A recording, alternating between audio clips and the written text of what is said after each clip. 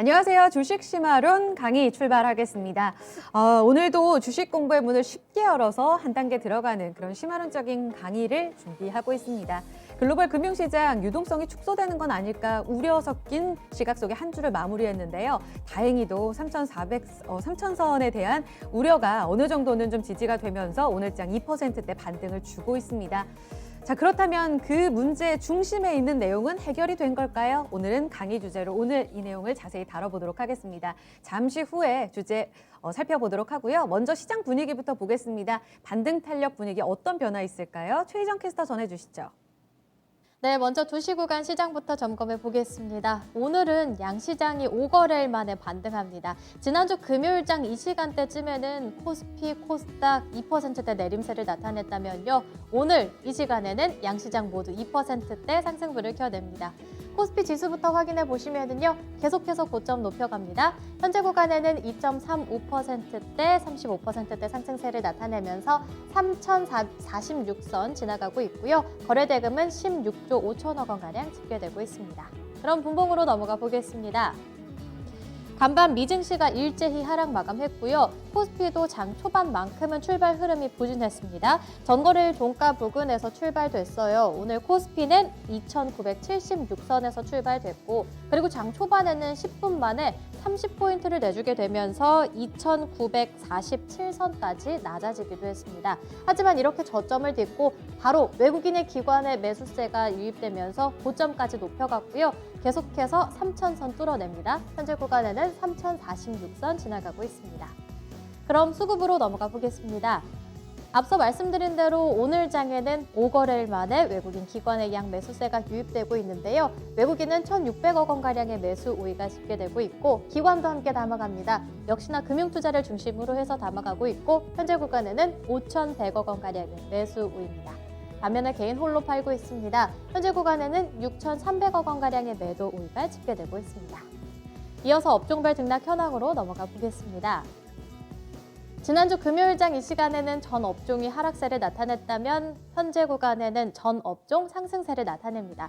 가장 크게 오르는 업종부터 살펴보시면 의약품 업종을 볼 수 있겠습니다. 오늘은 이 안에 있는 일양약품 우선주와 본주가 모두 강세 흐름을 나타내는데요. 본주의 경우에는 20%대 급등세를, 또 우선주의 경우에는 상한가 흐름을 나타내고 있고요. 이 외에도 공매도와 관련해서 셀트리온 3인방이 일제히 강세 흐름을 나타내고 있습니다. 그리고 오늘 장에는 건설업종도 4.8%가량 강세 흐름을 나타내고 있고요. 은행, 운송장비까지도 4%대 나란히 오름세를 나타냅니다. 그리고 의료정밀 업종까지도 3%대 강세 흐름이 집계되고 있습니다. 그럼 이어서 시총상위주의 등락 현황으로 넘어가 보겠습니다.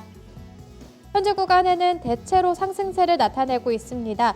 먼저 1위부터 5위 종목까지 확인해 본다면 IT 투톱 물론 상승세입니다. 삼성전자는 기관의 매수세가 유입되면서 1.2%대 오름세를 나타내고 있고요. 현재 구간에는 83,000원 선 지나가고 있습니다. SK하이닉스는 양 매수세가 집계되면서 힘이 더 좋습니다. 1.6%대 오름세를 나타내면서 124,500원에 거래되고 있고요. LG화학 마찬가지로 양 매수세가 집계됩니다. 3% 이상 올라주고 있습니다. 94만 5천 원에 거래되고 있고요. 네이버 쪽으로도 오늘은 일제히 오름세입니다. 1.4%대 상승이고요. 34만 8천 원에 거래되고 있습니다. 이어서 6위부터 10위 종목도 함께 체크해 보겠습니다. 삼성바이오로직스를 먼저 확인해 본다면요. 이와 관련한 이슈가 있습니다. 이번에 다이노나에서 삼성바이오로직스와 이 코로나 치료제와 관련해서 위탁 생산 계약 소식에 오늘 강세 흐름을 나타내고 있다는 점 참고해 주시기 바라겠고요. 삼성바이오로직스의 경우에는 외국인의 매수세가 유입되면서 2% 넘어가는 상승불을 켜냅니다. 81만 5천 원에 거래되고 있고요. 앞서 말씀드린 대로 이 공매도 금지와 관련한 운동이 계속해서 펼쳐지고 있는 가운데 셀트리온 3인방이 굉장히 좋습니다. 셀트리온은 외국인 기관의 양 매수세가 유입되면서 13% 넘어가는 급등세가 집계되고 있고요. 현재 구간에도 고점에 비해서는 아쉽지만 그래도 36만 9천 원 선에 거래되고 있습니다. 이어서 특징주로 넘어가 보겠습니다. 오늘 효성그룹이 전반적으로 강세 흐름을 나타냅니다. 먼저 대표적으로는 효성 TNC의 경우에는 코스피 시장에서 오늘장 상한가 흐름을 나타내고 있는데요. 호실적 발표 때문이었습니다. 효성 TNC에서 이번 4분기에 대한 실적 발표가 나왔는데 영업이익은 전년 동기 대비해서 56% 이상 증가했다고 합니다. 그리고 작년뿐만이 아니라 올해에도 최대 실적이 기대된다고 하는데요. 먼저 효성 TNC를 확인해 보시면요. 오늘장 상한가 흐름을 나타내면서 신고가 경신이 나옵니다. 현재 구간에도 상한가 풀리지 않고 있고 38만 9천 원에 거래되고 있습니다. 그럼 두 번째 종목으로는 효성 첨단 소재 함께 확인해 보겠습니다. 효성 첨단 소재 역시나 오늘 장 중에는 27%대 급등세를 나타내면서 신고가 경신이 나왔고요. 이 외에도 효성과 효성중공업도 일제히 강세 흐름을 나타냈습니다. 그럼 이어서 코스닥 시장으로 넘어가 보겠습니다. 코스닥도 고점을 높여가고 있고요. 5거래일 만에 상승 전환입니다. 현재 구간에는 3%에 육박하는 오름세를 나타내고 있고 보시는 것처럼 계속해서 고점 높여가고 있죠. 954선 지나가고 있습니다.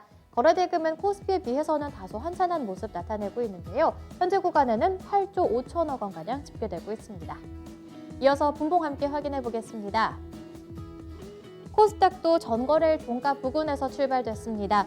927선에서 출발됐고요. 코스닥 마찬가지로 장 초반만큼은 부진했습니다. 오늘 장 초반에는 918선까지 낮아지기도 했고요. 이렇게 저점을 딛고 외국인 기관의 양 매수세가 유입되면서 950선 탈환했고요. 현재 구간에도 계속해서 고점을 높여갑니다. 954선 지나가고 있습니다. 그럼 수급 함께 체크해 보겠습니다. 코스닥 시장 역시나 외국인 기관이 5거래일 만에 양 매수세가 집계됩니다. 외국인은 3,200억 원, 기관은 1,200억 원가량 매수 우위를 나타내고 있고요. 개인 홀로 팔고 있습니다. 현재 구간에는 4,300억 원가량의 매도 우위가 집계되고 있습니다. 이어서 시총 상위주의 등락 현황으로 넘어가 보겠습니다. 현재 구간에는 일제히 상승세가 집계되고 있습니다. 바이오주가 대체로 상승세를 나타내고 있는데요. 먼저 1위부터 5위 종목까지 확인해 보시면 계속해서 셀트리온을 언급드립니다. 셀트리온 3인방 힘 굉장히 좋은데요. 셀트리온 헬스케어는 9%대 강세 흐름, 셀트리온 제약은 7%대 급등세입니다. 특징주에서 더 자세히 살펴보도록 하고요. 또 HLB 역시나 6%대 강세 흐름을 나타내면서 95,800원에 거래되고 있고 지난주에 신고가 경신이 나왔던 펄어비스가 오늘장 다시금 힘을 내줍니다. 5%대 강세 흐름에 33만 1,800원에 거래되고 있고 또 시즌에 관련해서는 독감과 코로나19 진단키트의 동시에 진단이 가능한 진단키트와 관련해서 지난주 금요일장에 식약처의 정식 승인을 받았다는 소식이 오늘까지 반영됩니다. 현재 구간에는 8% 넘어가는 급등세가 집계되고 있고 17만 9,300원에 거래되고 있습니다. 이어서 6위부터 10위 종목으로 넘어가 보겠습니다. 오늘 알테오젠도 외국인이 담아가는 종목입니다. 이 종목 8%대 급등세고요. 14만 4,100원에 거래되고 있습니다. 그리고 오늘 장에는 에코프로비엠, 카카오게임즈 일제히 강세 흐름을 나타내고 있는데요. 카카오게임즈 오랜만에 반등이 나오고 있죠. 6% 넘어가는 강세 흐름에 5만 원 선 넘어서고 있고요. SK머티리얼즈도 5%대 강세 흐름을 나타내면서 32만 2,400원에 거래되고 있습니다. 그럼 이어서 특징주에서 셀트리온 그룹과 관련한 소식들 더 자세히 살펴보도록 하겠습니다. 앞서 시총과 업종에서 계속해서 봤듯이 오늘 장에는 셀트리온 3인방이 급등세를 나타냅니다. 앞서 미국에서는 개인 투자자 그리고 세력 간의 이 다툼으로 인해서 게임스탑의 주가가 급등했는데요. 5거래일 만에 주가는 무려 400% 이상 급등했다고 합니다. 그리고 이번에는 국내에서도 공매도 금지와 관련한 운동이 계속해서 확산되고 있는 가운데 공매도량이 가장 많이 집계되고 있는 종목들로 하여금 강세 흐름이 집계되고 있는데 대표적으로 가장 먼저 셀트리온을 확인해 볼 수 있겠습니다. 이 종목의 경우에는 외국인 기관의 매수세가 집계되면서 장 중에는 38만 3천 원에 거래되기도 했습니다. 주가 퍼센트로는 18%가량 급등세고요. 현재 구간에도 14%대 급등세를 나타내면서 37만 원에 거래되고 있습니다. 그럼 두 번째 종목으로는 코스닥 시장에서 셀트리온 헬스케어를 살펴볼 수 있겠는데요. 이 종목의 경우에는 오늘 외국인 기관이 가장 많이 담아간 종목입니다. 장 중에는 16만 원 선 넘어서기도 했고 현재 구간에도 9% 이상 급등하면서 15만 7,600원에 거래되고 있습니다. 그럼 이어서 셀트리온 제약 함께 체크해 보겠습니다. 셀트리온 제약은 장 중에는 9%대 급등 흐름을 나타내면서 19만 1,500원에 거래되기도 했고요. 현재 구간에도 전거래일 대비해서는 7%대 급등 18만 7,500원에 거래되고 있습니다. 그리고 이렇게 셀트리온 3인방과 관련해서는 램시마 SC에 대한 호재도 반영되고 있다는 점 참고해 주시기 바라겠고요. 다음 종목으로는 또 공매도와 관련해서 H헬비까지 확인해 보도록 하겠습니다. H헬비 역시나 셀트리온 3인방과 마찬가지로 외국인 기관의 양 매수세가 유입되면서 힘 괜찮습니다. 장중에는 98,600원에 거래되기도 했고요. 현재 구간에도 고점 부근입니다. 96,000원에 거래되고 있습니다. 지금까지 코스닥의 특징주까지 확인해 봤고요. 다시 심화론으로 넘어가 보겠습니다. 네, 그럼 바로 강의 주제 확인하겠습니다. 첫 번째 강의 주제는요. 지난 한 주 동안 금융시장의 핫 이슈로 떠오른 사태를 살펴보도록 하겠습니다. 오프라인 비디오 게임 회사 게임스탑을 둘러싼 이 사태를 좀 집중 조명해 보려고 합니다. 첫 번째, 두 번째 모두 이 게임스탑과 관련된 시장 영향력을 분석해 볼 텐데요. 그 첫 번째 주제는 과연 이 시장을 흔들 핵심 재료인가? 여기에 대해서 먼저 이야기를 듣겠습니다. 정말 핫 이슈는 맞는 것 같아요. 두 분께 이야기를 좀 들어볼 텐데 일단 저희가 지난주에 이와 관련해서 공매도를 두려워하는 개인 투자자들에게 시사점을 좀 먼저 말씀드렸습니다. 일단은 이 때문에 어느 정도 알고 계시긴 할 텐데 이 사태가 너무 계속 이제 급진되고 또 로빈후드 관련해서도 뉴스가 주말 사이에 쏟아졌어요. 김혜진 전문가님, 현재까지의 지금 상황 어떻게 좀 진행되고 있는 건지 먼저 정리해 주세요. 네, 뭐 지난주에 저희가 다뤄드렸을 때는 이렇게 해서 공매도 세력들도 뭐 이렇게 힘들어할 수도 있다. 손실을 볼 수 있다. 네, 그쵸. 뭐 공매도 너무 겁먹지 마셔라. 뭐 그렇게 얘기도 끝냈고요. 근데 주말 사이에 정말 많은 뉴스들이 있었습니다. 정말 이 이슈가 끊이지 않고 계속 나오고 있고요. 그리고 점점 좀 과열되는 양상을 좀 보여주고 있기도 하거든요. 일단 게임스탁이 급락을 했습니다. 저희가 3달러짜리의 작년에 뭐 주가가 거래됐던 게 지금 몇 퍼센트 뭐 급등을 했다라고 말씀을 그쵸. 드렸었는데 하루에만 44%가 또 급락을 했었어요. 반토막이 된 거죠. 네. 그래서 그걸로 인해서 또 흔들렸었는데 또 다시 또 67.9% 폭등을 또 해주는 모습을 보여주고 있거든요. 그게 딱 금요일 마지막 거래일이네요. 그렇죠. 네네. 그랬어요. 저희가 딱 방송 끝나고 목요일, 금요일 딱 그때 거래 양상이었거든요. 네, 근데 그렇습니다. 게임스탁의 주가와 시장은 약간 반대 양상을 띄었어요. 게임스탁이 급락했던 날은 시장은 그래도 반등을 해줬고요. 게임스탁이 폭등했던 날에 상승했던 날에는 시장은 또 다시 또 좀 반대로 하락해주는 네. 양상을 보여주면서 뭔가 시장의 좀 중심 이슈가 된 느낌이고 뭔가 변동성을 키우는 게 게임스탁이 맞는 것 같다라는 네. 좀 의견도 많고요.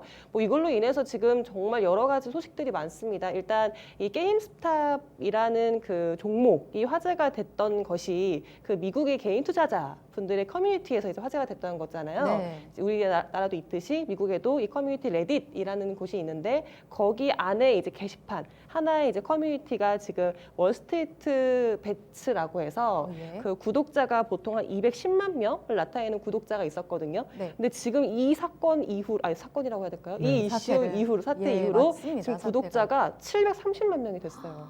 거의 3배 넘게. 제가 보기엔 네. 저 중에 한 100만 명 우리나라 사람들이 우리나라 맞아요. 우리나라 서게미들도 해주- 포함이 됐다. 해주 갤러리인 분들이 절로 다 갔는 것 같아요. 그런 것 같아요. 아. 여기서 약간 이슈가 되면서 여기가 이제 뭐 게임스탑이라는 종목에 공매도 세력들이 지금 들어옵니다라고 해서 우리가 이걸 이겨냅시다. 이겨봅시다. 그래서 매수를 하기 시작했던 거였는데 이 레딧이라는 커뮤니티 자체가 좀 젊은이들이 많이 사용하는 커뮤니티거든요. 그래서 우리도 왜 주식 사이트, 주식 거래되는 증권사 여러 가지 있잖아요. 우리도 뭐 그렇죠. 1위, 2위가 있듯이 여기서 지금 많이 쓰는 주식 거래 어플이 로빈후드.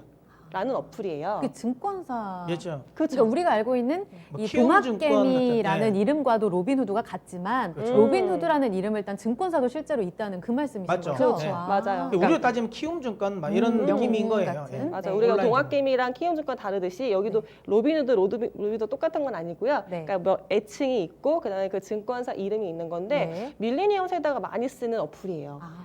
그 수수료를 젊은이들이. 영원으로 해줬다라고 해서 2013년에 개설된 그 증권사 거래 사이트, 거래 어플인데 지금 젊은이들이 많이 쓰고 있고요. 뭐 작년에 지금 미국에서도 개인 투자자가 많이 지금 많이 시장에 유입이 됐으니까 네. 지금 로빈후드에만 있는 계좌가 1,400만 개 정도가 되는데 이 중에 400만 개가 지금 작년에만 개설된 밀레니엄 세대들이 개설한 그러니까 평균 30세. 의 젊은이들이 개설한 계좌가 거의 로빈후드 사이트를 이용해서 이 네. 거래처를 이용해서 거래가 되고 있으니까 여기서 지금 게임스탑의 매수세가 정말 급증하는 양상을 보여줬거든요. 거래량이 폭발시켰었는데 이 로빈후드 이제 그 증권사에서 게임스탑 매수 버튼을 없앴어요. 이것 때문에 문제가 많았죠. 매수를 못하게 했어요. 저 그 얘기 듣고 너무 놀랐어요. 이게 네. 가능한 일인가? 그렇죠. 어플에 들어갔는데 네. 매수가 없다는 없다, 거잖아요. 그 게임 버튼이 없는 스텝을 거죠. 살 수 맞아. 있다. 바이가 없다는 네. 말씀이시잖아요. 그렇죠. 뭐 뒤에도 저희가 조금 더 심층적으로 말씀을 해드리겠습니다만 이게 워낙에 지금 과열 양상이 있다 보니까 종목을 지금 못 사게 했어요. 물론 거기서는 지금 이 증권사에서의 거래 증거금 때문에 문제도 있지만 그래서 이 매수 버튼이 없다 보니까 당황한 거죠. 이 개인들은 나 게임스탑 빨리 사야 되는데 근데 또 그날 또 급락을 했고 그쵸. 폭락을 네, 했고 목요일에. 그래서 이게 무슨 로빈후드 이 증권사와 뭐 월스트리트와 네. 결탁이 있었던 아. 것이다라는 음모론도 지금 생기고 있는 부분이 있고요. 그래서 네. 이번에 텍사스 쪽에서 지금 조사가 들어갔어요. 맞아요. 그러니까 로빈후드 쪽에서 고발을 해가지고 네. 이게 조사가 들어갔고 네. 여기에 이제 민주당 이제 의원들이 좀 호응을 합니다. 아무래도 뭐 민주당 의원 자체들이 민주당이 성향이 이제 반 월스트리트 쪽이니까 뭐 이게 좀 계기가 됐겠죠. 그러면 조금 더 적극성을 좀 띠는 것 같긴 합니다. 맞아요. 예, 근데 저는 개인적으로 뚜껑 열어봐도 별건 없다라고 생각합니다. 그건 뒤에 이야기 드릴게요. 시스템적으로 어쩔 수 없는 상황이었는데 그러니까 로빈후드 지금 그래서 지금 개인 투자자분들이 지금 미국에 있는 네. 로빈후드 이제 그 뭐라 그래야 될까요? 불매 운동. 그러니까 어플 깔지 말아라. 이 증권사 사용하지 말아라. 별점 테러 하고요. 네. 지금 구글 스토어에서도 지금 10만 개 넘게 지금 악플이 쏟아지고 있어서 구글 자체적으로 그걸 점검하고 있다고 하는데 그래서 지금 구글까지도 욕을 먹고 있는 상황이기도 저거 하고요. 왜 우리 악플을 왜 지우냐. 예. 네, 그래가지고 여러 가지 지금 악플 조정은 좀 잘못했네요. 네, 그 지웠어. 이게 이제 알고리즘상 이게 너무 빨리 올라오니까 흔히 말하면 이게 이제 그 우리 그 뭐라 그래 자동 그 댓글 프로그램 같은 거 있잖아요. 네. 그걸로 달았다고 생각했나 봐요. 그 구글이 인식된 게. 그거를 이제 확 빼니까 네. 아니다, 난 실제로 다른 거다. 막 어. 그렇게 나온 거죠. 음. 네. 그렇군요. 그래서 게임스탑을 통해서 지금 뭐 로빈후드 증권사도 그렇고 네. 여러 가지 뭔가 지금 유행처럼 번지는 게 개인 투자자분들이 뭐 또 2008년 금융위기 때 우린 당했지만 이번에 뭔가 갚아주겠다. 뭔가 이렇게까지 지금 뭔가 상황이 지금 커지고 있거든요. 그래서 지금 뭐 뉴욕에 전광판을 하나 사서 지금 우리가 네. 이기겠다. 인상적이더라고요. 그렇죠. 네, 네. 타임스퀘어 거기 전광판이 탁 이렇게. 예. 비싸잖아요. 네, 엄청 비싼데 거기에 더 간다 뭐 이러다고 음. 멋있긴 하더라고요. 맞아요. 그런 운동들도 지금 뉴욕을 중심으로 해서 미국 전역에 퍼지고 있고 뭐 게임스탑으로 인한 뭐랄까요 그 후폭풍들은 예. 계속 이어지고 있는 상황이라고 생각하시면 될 것 같아요. 와, 진짜 대단하네요. 공매도 세력, 개인 투자자들 간에 그냥 단순한 소형주를 둘러싼 대결인 줄 알았는데요. 로빈후드 증권사까지 파멸시킬 것인가 이런 이야기가 지금 나오고 있다. 이렇게 좀 현재 상황을 정리하면 되겠고 정부 조사까지 들어갔다. 아직 끝나지 않은 게임이다라고 보시면 되겠습니다. 자, 그러면 시장에서 두려워하고 있는 건 과연 뭐냐? 이것 때문에 글로벌 증시, 미국 증시도 급등락을 나타냈고 국내장까지 영향을 받고 있다. 이런 해석들이 많이 나오고 있어서 이 연결고리는 명확하게 어떻게 찾아서 우리가 어느 포인트를 봐야 되는 건가요? 문서윤 전문가. 저희가 목요일 날도 김 말씀을 전문가님? 드렸던 네네. 부분이었던 것 같아요. 이렇게 뭐랄까 시장에서는 전통적인 관점에서는 이런 갑자기 뭐 소형주 그리고 저희가 말씀드렸듯이 게임스탑은 정말 펀더멘탈이 거의 없다 할 수 있을 정도로 약한 기업이거든요. 성장주도 아니라 하셨어요. 그때 그렇죠. 적자나고. 뭐 게임 비디오 빌려주고 이런 그렇죠. 곳인데 대여점인데 그러니까 이런 기업이 지금 이렇게 시장에서 과열 양상을 나타내고 급등락한다는 것은 뭔가 시장에서의 고점 시그널로 해석이 될 수도 있고요. 아, 그리고 시장의 변동성을 워낙에 키우다 보니까 그렇죠. 뭐라고 뭐 굳이 내가 이런 상황에서 주식을 그 위험하게 할 이유가 있을까라고 생각이 들 수도 있기 때문에 네. 지금 한창 주식 뭐 유동성도 풍부하고 주식 투자에 대해서 좀 분위기가 좋은 상황에서 갑자기 이런 뭐 과열 양상이 나타내면 또 한 종목에 쏠림 현상이 나타나면 전체적인 투심이 좀 훼손될 수가 있죠. 악화될 수가 있죠. 네. 그러니까 심리적으로도 그렇고요. 뭔가 구체적으로 하나하나 꼽자면 이렇게 지금 숏스퀴즈가 계속 나오고 있는 거거든요. 헤지펀드들의 이런 네. 공매도를 하는 세력과 그다음 개인들의 매수 세력이 계속 붙고 있는 상황인데 그렇게 됐을 때 나중에 헤지펀드들이 지금 대규모 손실이 돼서 뭐 실제로 지금 뭐 200조 정도의 손해를 봤다라고 하는 헤지펀드가 생겼잖아요. 네. 그럼 이렇게 파산 위험도 생기게 되면 시장의 위험성이 생기는 거고요. 그리고 헤지펀드들의 롱숏 펀드의 구조상으로 지금 숏 포지션을 계속 커버하기 위해서 네. 그 스퀴즈 상태를 커버하기 위해서 사놨던 그러니까 롱 포지션을 취했던 종목들을 계속 팔 수밖에 없잖아요. 이거를 메꿔야 되니까. 그쵸. 예, 이걸 메꿔야 되니까. 그럼 내가 그냥 얘는 장기적으로도 좋아 보여서 샀어라고 하더라도 얘를 커버하기 위해서 지금 손해나고 있는 부분을 커버하기 위해서 팔아야 되니까 그렇게 되면 시장 전체적으로 좀 조정이 올 수 있는 가능성이 있죠. 괜히 우량주들, 네. 기술주들, 성장주들이 다 조정이 올 수 있는 상황이 있으니까 네. 요즘 미국의 주요 헤지펀드들의 지금 가장 많이 사 있는 종목들이 우리가 흔히 아는 뭐 아마존, 마이크로소프트, 애플, 알리바바 이렇게 기술 성장주들이니까. 그러네요. 대표 성장주들. 네, 그러니까 그 종목들을 만약에 이 숏커버링 커버하기 위해서 매도를 하게 된다면 뭔가 전체적인 시장에 좀 흔들림이 올 수 있는 상황이 될 수 있으니까 좀 불안하기는 하죠. 그래서 전통적으로 봤을 때 이런 상황들이 뭐 그렇게 긍정적인 상황은 아닌 건 맞고요. 네. 또 지금 상황에서 또 최근에 과열된 양상들이 이게 지금 단순히 끝날 것 같지가 않아서 네. 그렇게 되면 개인들이 매수세를 좀 멈추는 듯한 모습들 또는 뭐 헤지펀드의 공매도 세력들이 그래 그럼 난 안 할게 그럼 알겠어 조금 쉽게 해야 되는 뭐 흐름을 보여줘야 되는데 또 그렇지만도 않거든요. 최근에 오히려 더 과열돼서 오히려 공매도는 별로 줄지 않았어요. 이렇게 됐으면 네. 공매도 많이 줄었을 것 같잖아요. 8%밖에 안 줄었더라고요. 네, 거기서. 전체 8%밖에 안 줄었고요. 그리고 새로운 공매도 세력들이 또 게임스탑에 또 공매도 하기 시작하는 거예요. 그때 막 제2의 게임스탑을 또 찾고 네. 있다는 말씀도 하셨거든요. 네. 그렇죠. 덩달아서 다른 종목들도 있는데 게임사 자체만으로도 봤을 때 지금 멜빈 캐피탈 같은 경우에는 조금 포기했다라고 하지만 지금 어쨌든 개인들이 매수를 하고 있는 거잖아요. 개인들의 매수세가 이어지고 있는 거니까 이 개인들이 나중에는 흩어질 것이다. 결집력이 조금은 더해지는 순간들이 올 것이다를 대비해서 새로운 공매도 헤지펀드들이 들어오고 있거든요. 이게 게임스탑에. 이제 약간 그런 느낌이잖아요. 이제 공매도 세력이 존버하는 거예요. 맞아요. 매도 쳐놓고 이제 존버하는 거죠. 음. 왜냐하면 어쨌든 펀더멘탈이 있는 회사가 아니니까 만약에 저게 저는 개인적으로 만약에 바이오 회사였으면 예. 그러면 더 빨리 공매도 세력이 털고 나왔을 수도 있다고 생각해요. 음. 왜냐하면 바이오는 진짜 말 그대로 하나 터트릴 수도 있잖아요. 대박을 꿈꾸는 네, 만약에 진짜 성장주로. 터질 수도 있으니까 예. 그런 기대감이 있는데 이거는 사실 터질 만한 게 아예 없으니까 지금 이건 무조건 버티면 공매도 세력이 승리한다라는 걸 자기들도 아는 거죠. 이제 돈 싸움이 된 거예요. 이제 돈 싸움과 지구력 그다음에 집중력의 싸움이 된 것 같아요. 한편으로 개인들은 그런 말도 있더라고요. 지금 월스트리트 배츠에 지금 구독자가 730만 명이잖아요. 네. 근데 게임스탑의 지금 유통 주식 물량수가 460만 주밖에 안 되거든요. 469만 네. 주. 그러니까 우리가 한 주씩만 계속 매일 사도 네, 해도. 뭐 이길 수 있을 거고 그리고 게임스탑 전체 주식 수도 지금 690만 주밖에 안 되기 때문에 뭐 가능하다 우리가 이길 것이다. 진짜 유통 물량을 흔들 수 있는 규모네요. 그렇죠. 구독자 수의 그 하루에. 규모로는 봤을 때는 와. 네. 근데 그래서 이제 저는 그런 생각도 하거든요. 저게 예를 들어 뭐 20불, 30불일 때는 되거든요. 예. 이제 저게 이제 300불 위에서 산 사람도 있을 거 아니에요? 그렇죠. 그렇죠. 지금 네. 325달러. 이제 만약에 400불까지도 갔었으니까 400불에 네. 산 사람도 있을 거잖아요. 그 사람은 그럼 저걸 버틸 수 있을까라는 거죠. 만약에 저기서. 그러니까 제가 보기에는 공매도가 그걸 아는 것 같아요. 심리를 아니까 나 버티면 이길 것 같다 이런 생각하는 것 같긴 해요. 무섭네요. 정말 끊이지 않는 이런 싸움인 것 같아요. 그리고 계속해서 말씀이 네, 더 네. 이어가신 줄 알았어요. 제가 더 아는 거 있을까요? 일단은 지금 시장에 그리고 예. 이제 지금 이거에서 이제 가장 크게 이제 시장이 걱정하는 건 중에 하나는 이거죠. 아까 제가 이야기드린 것처럼 이게 이제 민주당 의원들이 여기 반응을 했잖아요. 추가 혹시 예. 규제? 네, 그렇죠. 그러니까 어. 안 그래도 지금 민주당은 이제 규제 관련 이야기를 많이 하잖아요. 월스트리트 규제하겠다. 특히 뭐 워런은 대형 뭐 기술주들. 완전히 아예 작살내겠다라는 생각을 하고 있는 상황인데 네. 저런 게 나왔잖아요. 빌미가 그러면 될수 예, 있겠네요. 그럼 이게 이제 금융 규제의 빌미가 되죠. 아. 그러니까 이거는 중요한 건 이거죠. 누구든 하나는 죽어요.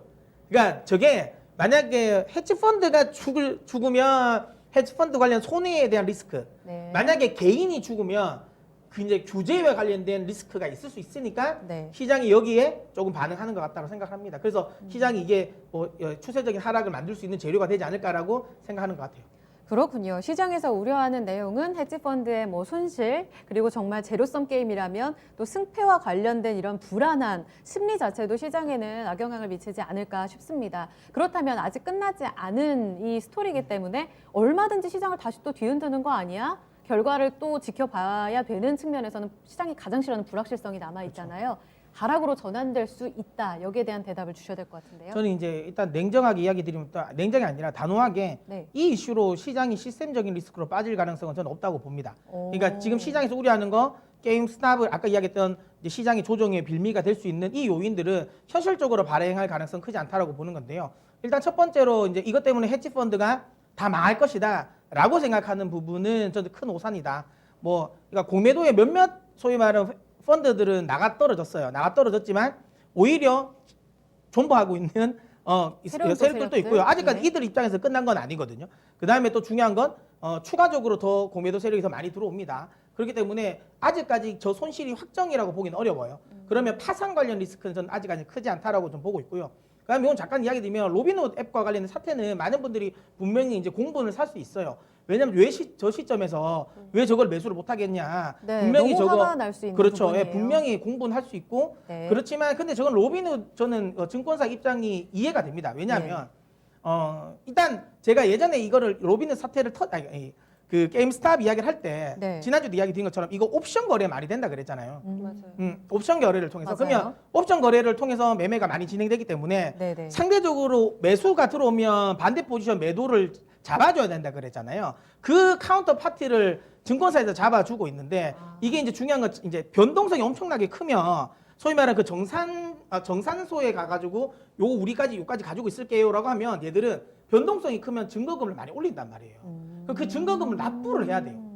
그 소위 말하는 매수 포지션을 계속 잡고 유지를 하려면 네. 아니면 시스템이 깨지니까 네. 그럼 그걸 유지를 하려면 증거금이 필요한데 예. 본인들이 돈이 없는 거죠. 그만큼까지 실을 수 있는 돈이 없는 거예요. 아까 이야기 나왔지만 로빈후드 증권사를 밀레니얼 세대가 제일 많이 사용한다고 했잖아요. 그렇죠, 그렇죠. 그러니까 매수 세력이 더 들어왔을 그렇죠. 거고 자본금은 더 늘려야 되는 부담스러운 예, 상황이었다는 어쩔 수 없는 거예요. 그 거잖아요. 포지션 자체를 더 늘려야 되니까. 브로커 입장에서 어쩔 네. 수가 없었을 거예요. 예, 그래가지고 그러니까 저는 왜 이게 왜 결탁이 안 됐냐면 저 모르겠습니다. 뭐 저게 결탁이 만약에 돼서 얼마를 벌을지 네. 모르겠어요. 로빈훗에서 만약에 뭐 정말 엄청나게 많은 그 시세를 벌 수 있으면 모르겠는데 이거는 명확하게 그 업종의 존폐 위기거든요. 예. 존폐의 위기인데 그 결정을 했을까라는 생각은 합니다. 그래서 제 생각에는 그러니까 저기 이제 로빈훗에서 로빈훗 말하는 게 증권사. 맞을 거예요. 예. 증거금 관련 때문에 못했던 게 맞는 것 같고요. 네. 어쨌든 뭐 텍사스 쪽에서 검찰이 뭐 조사를 했으니까 뭐 결과는 나오겠죠. 만약에 뭐 진짜 결탁이 됐으면 뭐 증권사 날아가는 거죠. 뭐 저거는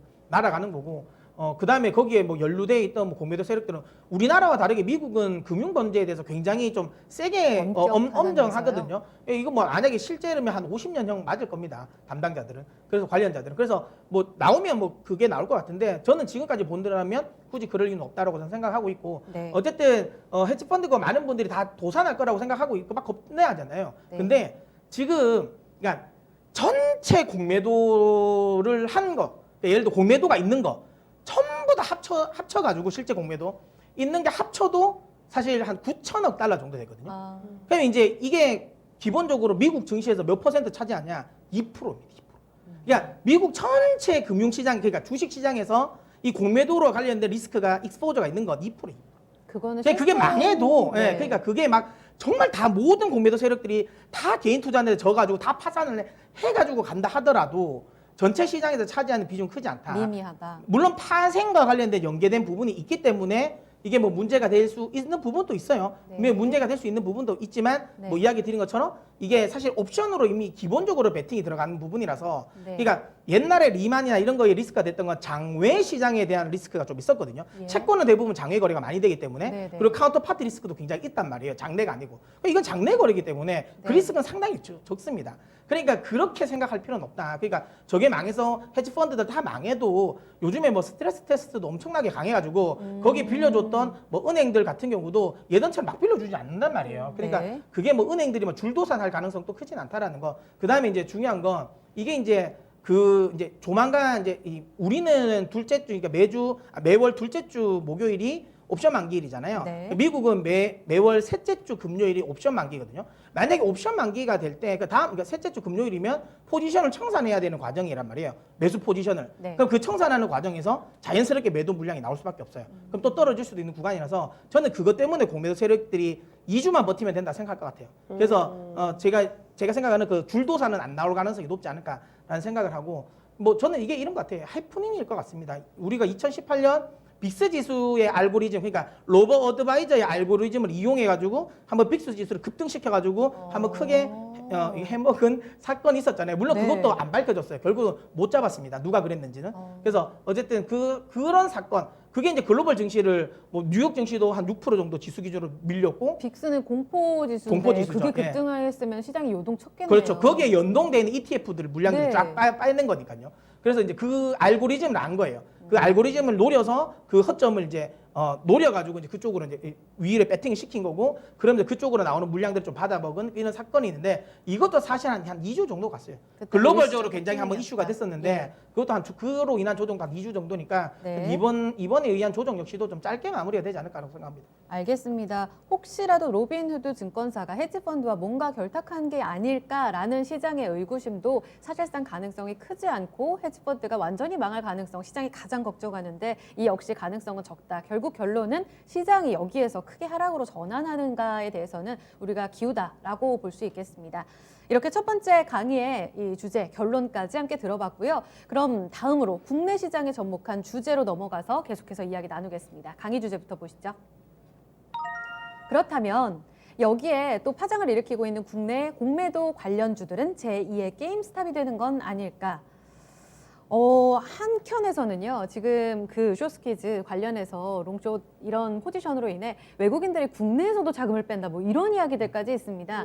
그런데 이 걱정뿐만 아니라 국내 이제 뭐 바이오 관련 종목들이 오늘 대표적인 것 같아요. 이런 종목들이 제2의 게임스탑을 만들겠다면서 이렇게 유동성이 막 실리는 이런 모습이 오늘 연출되고 있는데, 자, 먼저 김혜진 전문가님, 오늘 공매도 관련주 하면 제가 말씀드린 바이오주에 집중된 게 맞는지, 여기에 대해서는 좀 흐름 어떻게 오늘 보셨는지에 대한 의견을 듣고 싶어요. 그렇죠. 오늘 지금 셀트리온 형제 두 자릿수 상승률로. 그죠. 두 자리 상승하고 있고요. 뭐 HLB도 지금 헬릭 상승하고. 스미스. 네. 그렇죠. 이들 덩달아 종목들이 헬릭. 대표적으로 그렇죠. 공매도가 많이 타깃이됐던 많았었던, 예, 종목들 맞죠? 그렇죠. 거래소 또는 코스닥에서 또 공매도가 많은 대표적인 종목들로 꼽히고, 또 바이오주 자체도 심리가 지금 가고 있는데, 뭐 헤지 펀드들이 이렇게 그 쇼스키즈 때문에 롱 포지션에 취했던 부분을 다 매도할 것이다. 그래서 뭔가 우리 시장에서 자금을 빼갈 것이다. 보다도 더 이제는 앞서 나가는 것 그쵸. 같아요. 그 네. 제2의 게임스탑. 처럼 우리가 이겨볼게. 네. 약간 그렇죠. 보란 듯이. 우리도 해보자. 예. 그리고 실제로 제가 앞서서도 지금 게임스탑이 이제 처음에 화두가 됐던 그 커뮤니티, 지금 월스트리트 배치 말씀드렸잖아요. 거기에 글이 하나 올라왔어요. 어떤 내용이에요? 이제는 셀트리온이다. 네. 우리나라 셀트리온 주주가 가서 쓴 글이에요. 그런 것 같아요. 최근에 이제 그렇군요. 제가 그 구독자가 많이 늘었다 했잖아요. 네. 거의 3배가 지금 700만. 갑자기 한 달 만에 3배가 지금 증가를 했는데, 그 안에 지금 일명 서학겜이라고 불리는 네. 우리나라 투자자분들도 지금 많이 계실 거거든요. 네네. 최근에 또 뭐 영어 잘하시고 되게 정보력 빠르신 분들도 많으시니까 그 글을 올리신 것 같아요. 지금 한국에 셀트리온 종목도 있습니다. 그 종목도 지금 공매도가 너무 많습니다. 그래서 다음 타겟은 이 종목을 한번 해볼까요? 뭐 이런 식으로 합시다. 이런 식으로 지금 외치는 글이 등장을 했어요. 관련 게시물이 등장을 했고, 오늘 또 이제 좀 반응을 해주는 것들이 이제 그러면은 한번 해볼까? 그리고 또 뭐 지금 기사에서도 이제 공매도 반대한다라는 뭐 버스 공매도 테이핑에서 반대 나오더라고요. 네, 이렇게 노란 버스로 네. 했더라고요. 또 왔다 이제 오늘부터 이제 운행을 이제 전국적으로 한다고 하니까 네. 뭐 이런 흐름에서 봤을 때 이제 셀트리온 좀 관심을 가지시는 것 같아요. 그리고 뭐 지금 현재 정말 다음 달에 있을 공매도 재개에 대해서도 워낙에 지금 관심도 많으시고, 그쵸. 네, 되게 반감도 많으시고, 되게 예민한 지금 상황이기 때문에 이 상황에서 지금 뭐 게임스탑의 상황도 보시고 하니까 오늘 셀트리온 같은 경우에 정말 공매도의 비중이 높긴 해요. 규모가 좀 크기는 해요. 아, 그래요? 우리나라에서. 실제로도 네. 제일 그렇죠. 높은가요, 네, 거의? 네, 2조 금액으로 따지면 제일 높죠. 네, 2조 1,400억 원이 지금 공매도 물량으로 쌓여 있거든요. 코스피에서 코스피에서- 재개되면 가장 먼저 타깃이 될 수 있었던 건 맞네요. 그렇죠, 그렇죠. 그렇죠. 물량으로 봤을 때. 네. 네. 그리고 2위가 넷마블이거든요. 코스피에서. 그렇군요. 근데 1위하고 2위 차이가 정말 격차가 커요. 14배 차이가 거의 나기 때문에 네. 그러니까 사실 뭐 넷마블은 거의 없다고 봐야 되는 그렇죠. 거예요. 맞죠? 네. 네, 그러니까 셀트리온이 거의 집중적으로 많이 이제 두드려 맞아 있었다라고 보시면 돼요. 코스피에서는 그랬고, 코스닥에서 HLB가 대표적으로 아, 1위를 네. 하는 공매도 물량이 많은 쌓여 있는 부분이기 때문에 네. 오늘 또 이렇게 좀 급증, 상승하고 와. 있는 모습을 보여주고 있네요. 네. 그렇군요. 그렇다면은 지금 앞서 이야기가 잠깐 나왔지만 어떤 분들은 또 신규로 보시는 분들은 우리 재개된 거야 분위기가 뭐 이렇게 생각하실 수도 있겠지만 다음 달이 이제 공매도 이제 연장 여부를 결정하고 재개되느냐 마느냐를 이제 논의하게 됩니다. 그렇기 때문에 아직도 또 금융당국 쪽에서는 결론을 못 내린 상황이고요. 그렇다면 재개됐을 때 이런 정말 개인들과 우리 쪽에서는 기관 네. 투자자들이 되겠죠. 여기에서 정말 미국처럼 물량을 빼서 셀트리온으로 또 넘어가는 쇼커버링과 같은 그런 사태가 혹시 벌어지게 되면 국내 시장도 변동성 너무 클 것 같거든요. 이런 상황들이 정말 연출될 수 있다고도 봐야 되는 건지 대비가 필요하다고 보세요, 문선인 전문가님? 뭐 일단 이제 저는 일단 이 말은 모르겠습니다. 제가 이제 이 말을 하면 싫어하실 분이 많으실 것 같긴 한데, 근데 뭐 제가 조금 더 그래도 냉정하게 이야기 드리면 사실 셀트리온이 가장 많이 공매도를 맞고, 그래서 지금 셀트리온 주주분들이 굉장히 이제 우리가 피해자라고 많이 하시잖아요. 그렇죠. 근데 실제로 셀트리온 주가를 보시면 아시겠지만 한 번도 셀트리온은 공매도에게 진 적이 없습니다. 그러니까 이 운동이 펼쳐지기 전부터 네. 항상 셀트리온은 네. 그 공매도 세력을 이기고 계속 이만큼 올라온 거예요. 그만큼 이제 서정진 회장도 저 차트 보시면 아시겠지만 없었어요. 없었고 단기적인 잡음이 있더라도 그렇죠. 그냥 계속 결국엔 올라왔다. 추세적으로 계속 올라왔었던 추세적으로. 거고, 근데 뭐 네. 서정진 회장 같은 경우도 굉장히 좀 공매도 세력의 반감을 많이 이제 보이시는 분이잖아요. 그래서 좀 그쵸. 대주주가 좀 적극적으로 끌고 시장과의 갔죠. 예. 소통이. 네, 하드 캐리를 그렇죠. 했고 거기에 또 셀트리온 주주들은 또 워낙 다 강성이고 커뮤니티도 잘 발달돼 있어요. 네. 그래가지고 이제 잘 올라왔습니다. 근데 제가 왜 이런 말을 하냐면, 그러니까 기존에 있는 셀트리온 주주분들은 10만 원에 사셨을 수도 있고요. 네. 20만 원에 사셨을 수도 있어요. 그러니까 그분들이 막 우리도 이제 하자 해서 끌어올려서 주가 수익을 보는 거 볼 수도 있지만, 만약에 거기에 선동이 돼가지고 37만 원, 40만 원, 50만 원에 살 수 있는 분들 계시잖아요. 네. 실질적으로 셀트리온의 공매도에 공매도 때문에 뭐 주가가 안 갔다라고 할 수 있지만, 사실 펀더멘탈이나 이런 거 많이 보는 거 비중에서 여전히 모든 증권사 뭐 글로벌 주요 IB들에서 항상 고평가 이야기가 나오는 거니까 사실 공매도가 가장 맞을 수 있는 건 맞아요. 근데 어쨌든 뭐 혹시라도 그런 분들이 좀 저는 이쪽에 안 동참했으면 좋겠다라는 생각을 하고 있고요. 네. 그리고 이제 중요한 건 우리는 그렇게 되기 어려운 게, 우리는 그러니까 미국은 저게 계속 이야기했지만 주식 옵션과 관련된 포지션이 강한데, 우리는 주식 옵션 시장이랑 네. CFD 시장이 안 커요. CFD가 뭔가요? 그러니까 차익 거래라고 하는 건데, 일종의 또 다른 방식의 이제 공매도를 할 수 있는 방식입니다. 네. 이것도 이제 만약에 이제 매수를 하면 반대쪽에 사는 사람은 매도를 해줘야 되거든요. 만약에 CFD 시장이 또 커졌으면 저렇게 공략을 할 수 있거든요. 네. 근데 이제 지금 우리나라 시장은 CFD가 최근에 많이 진입 장벽이 낮아졌다 하더라도 네. 전문 투자자 요건 갖춰야 되고 네. 뭐 그런 요건이 있었기 때문에 안 큽니다. 안 크고, 뭐 아시는 것처럼 뭐 우리나라 뭐 국내 옵션이 뭐 있나요? 뭐 사실상. 그러다 보니까 사실 저렇게 레버리지 효과가 없습니다. 그래서 좀 공략하기는 어렵다. 만약에 공략하려면 진짜 순수하게 우리는 뭐 속된 말로 그러니까 몰빵을 해야 돼요. 순수하게 온빵을 해야 됩니다. 걸고, 그러니까 모든 걸 걸고. 내가 예를 들어 올인을 하고. 만약에 만약에 게임스탁 같은 경우는 내가 돈이 뭐 10억으로 100억 효과를 볼 수가 있는데, 우리는 100억의 효과를 보려면 정말 100억을 사야 돼요, 개인 투자자들이. 물론 뭐 주식 담보 대출 하면 되지 않겠냐라고 할 수는 있지만, 네. 예, 그러니까 어쨌든 그만큼 좀 리스크가 좀 크다. 상각보다 움직임이 덜할 수밖에 없다라고 보시면 되고요. 그다음에 뭐 지금은 또 당장은 우리는 또 공매도가 없잖아요. 지금 예, 현재는 지금은 네. 없으니까 사실 여기 뭐 쇼스피지 나올 만한 것도 그렇게 크지 않다는 거. 그리고 또 우리나라랑 미국이 좀 다른 게, 미국은 사실 공매도를 상대가 빌려더라도 갚는 시간이 굉장히 짧습니다. 예, 짧은데 우리는 그거 아니죠. 계속 이자 내고 계속 연장하면 계속 해주거든요. 그러니까 이런 게 이제 개인 투자자의 불만인 거예요. 그러니까 이걸 네. 잡아야 돼, 이거를. 그러니까 미국은 딱 보면 이건 요 통밥 나오거든요. 요 조금만 더 버티면 이거 나가겠다는 게 나오는데, 우리는 그게 아니거든. 지금 말 그대로 더 버텨버리면 버틸 수도 있고, 이자만 누르면 계속 버틸 수 있으니까. 기관들. 예, 그러니까 우리는 사실상 좀 게임이 되기가 어렵다. 이게 좀 바뀌어야 된다. 그러니까 저는 항상 얘기하지만 공매도를 하는 게 맞는데, 중요한 건 하려면 좀 제대로 해야 된다. 제도가 너무 불리하다. 그러니까 무차익 같은 경우도 조금 더 시스템을 좀 완벽하게 좀 이렇게 좀 이 정렬을 해놓고 대응하는 게 맞다. 그러니까 혹시라도 이게 요즘에 약간 이상하게 이야기하시는 분이 계신데, 네. 우리나라는 여러분 법적으로 무차익 공매가 안 돼요. 원래 법적으로 안 됩니다. 안 되고, 미국은 원래 무차익 공매가 돼요. 우리나라를 제외하면 대부분 다 무차익 공매가 네이키드 숏셀링이 되는 데고요. 네. 우리는 커버드 숏셀링이거든요. 네. 우리는 차익 공매도를 해야 돼요. 네. 근데 이제 근데 왜 자꾸만 무차익 공매도가 많이 나오니까 네. 우리는 무차익 공매가 되는 줄 알고 계신 분이 계신데, 아닙니다. 법적으로 안 되는데 네. 왜 자꾸만 저렇게 되냐면, 네. 그러니까 이렇게 해야 돼요. 우리는 공매도로 하니까 뭔가 되게 시스템적으로 뭔가 되게 잘 정비가 돼 있는 것 같잖아요. 근데 이게 매도를 하면 이게 이 공매도를 치면 이렇습니다. 그게 시스템으로 정비가 안 됐어요. 장내 시스템이 하나도 마련 안 됐습니다. 그러니까 그냥 이런 거예요. 우리 흔히 따지면 메신저로 네. 저거 이야기합니다. 메타 결정이 야, 나 오늘 이거 예를 들어 삼성전자 나 100주 뭐 매도 칠 거야. 그러면 입고 매죠. 그러면 오케이 이렇게 한단 말이죠. 구두로. 예, 그러니까 예, 구두 전화로 구두 아니면 그냥 대부분 이제 메신저로 채팅. 남기죠. 네. 예, 메신저로 남기죠. 네. 채팅해서 남겨놓으면 그러면 오케이 하면 당연히 오케이 했으니까 칩니다. 매도를 쳐놔요 100주를. 네. 그런데 이 사람이 입고를 좀 늦게 시켜줘요. 그러면 이게 무차입이 돼버리는 거예요. 예, 그게 그 시차에서 발생하는 무차입이 나옵니다. 그게 장점이. 지금 골드만이 네. 많이 이용을 했죠. 근데 이걸 이제 저는 그런 생각합니다.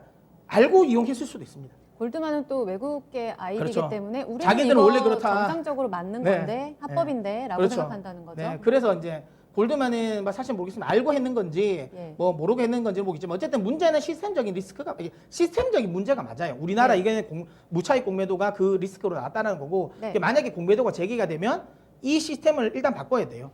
그러네요. 사각지대가 되겠습니다. 그렇죠. 네. 그리고 중요한 건 이게 왜 요것만 딱 마무리할게요. 네. 이게 왜 중요하냐면 무차입이랑 커버드가 그러니까 차입을 하면 우리가 매수 롱 포지션을 취하는 사람들 입장에서 누가 얼마를 빌려갔는지 안단 말이에요. 아. 알기 때문에 거기에 대한 사실 롱 포지션을 취하는 롱온리 펀드들은 그거를 대치기를 할 수 있거든요. 근데 무차입이 이거 몰라. 이거 뭐 매도가 나왔는데 왜 나오는지 모르잖아요. 네. 그러니까 그게 문제인 거예요. 그러니까 이거를 좀 알고 정비를 하고 공매도를 하더라도 하는 게 맞다. 예, 이렇게 봅니다.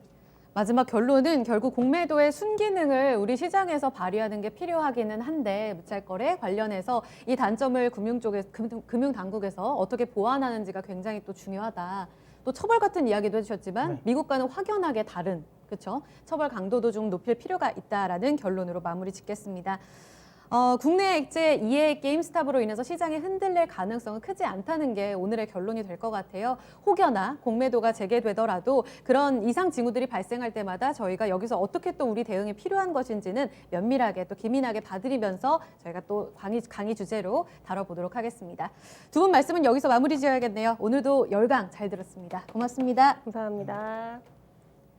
네, 주식 시마론 매일 2시에 여러분들과 함께 하고 있습니다. 실시간 참여를 통해 여러분들의 궁금증 많이 남기실 수 있어요. 오늘도 많은 분들이 찾아와 주셨는데요. 좀 더 적극적으로 질문 올려주시면 저희가 반영해서 교수님들께 여쭤보겠습니다.